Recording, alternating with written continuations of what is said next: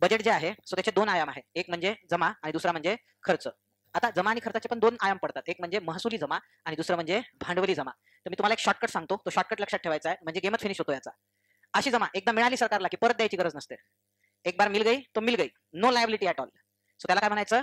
महसुली. पण जर सरकारला अशी जमा जी सरकारला एकदा मिळाली तर सरकारवरती काय क्रिएट होते? लायबिलिटी, जबाबदारी. जसं मी तुम्हाला कर्जाने पैसे दिले तर ती तुमच्यावरची काय आहे? जबाबदारी. आज नाही उद्या ते तुम्हाला काय करायचे? मला पैसे परत करायचे. किंवा केंद्र सरकारने सागर सरांना कर्ज दिलं. मला सांगा सरकारने पैसे खर्च केले की जमा केले? सांगा मला, खर्च केले की जमा केले?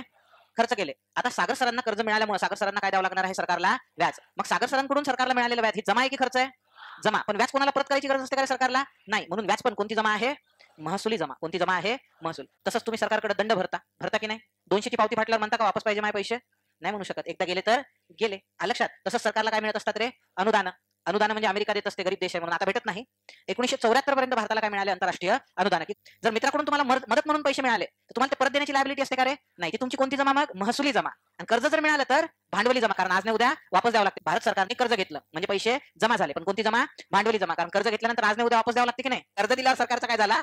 खर्च. पण कसा खर्च झाला कर्ज दिल्यानंतर? भांडवली खर्च. कारण आज नाही उद्या ते पैसे वापस येणार आहे. म्हणजे कर्ज देणे हे सरकारचं काय आहे? भांडवली खर्च. पण ते दिलेले पैसे जर सरकारला वापस मिळाले तर जमा आहे की खर्च आहे? पण कोणती जमा?